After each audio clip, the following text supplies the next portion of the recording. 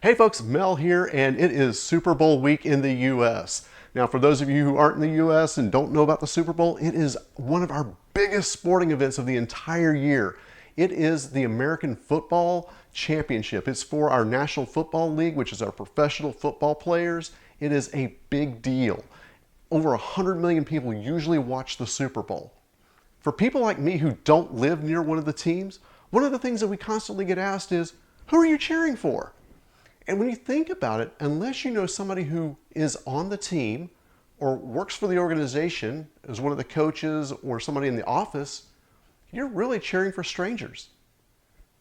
That also got me thinking, how often are we going to cheer for strangers, people we don't know, for a sports team, when we won't cheer for people that we work with, for people that are in our family?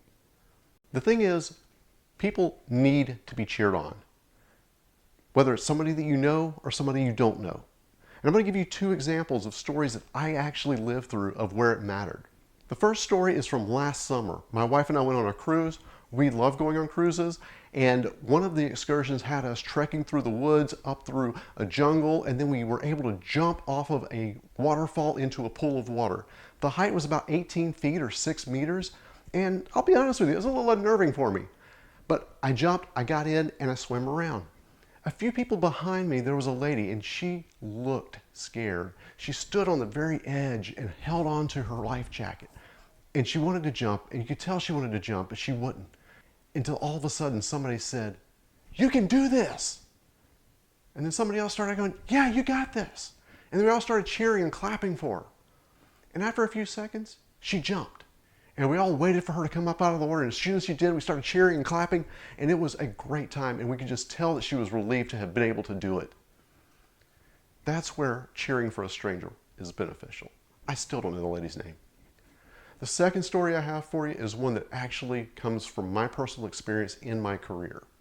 A company I used to work for, there was this guy on our customer service team. He was really good at customer service. And they said, "You know what? You'd be great in sales." So he went over to our sales team. But unfortunately for him, it didn't work out. It just wasn't what he was looking for. And he came back to our organization to do customer service again.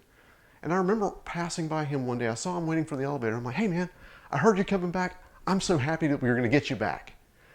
And I didn't think anything else of it until about 2 years later when I left the company. He came to me and he said, "Man, I know you're leaving. I just want to share this with you. You may not remember this, but when I came back from sales, I was standing there for the elevator one day and you said that you were happy that I was coming back, that I was going to be part of the team again." It's like, you have no idea how much that meant to me. I came like a failure. And that was encouragement for me.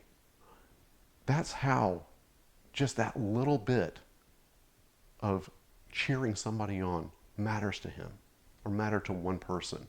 So let me ask you, who out there in your world needs you to cheer for them? Who are you cheering for? If you enjoyed this, share it with your friends, and I will see you in the next video.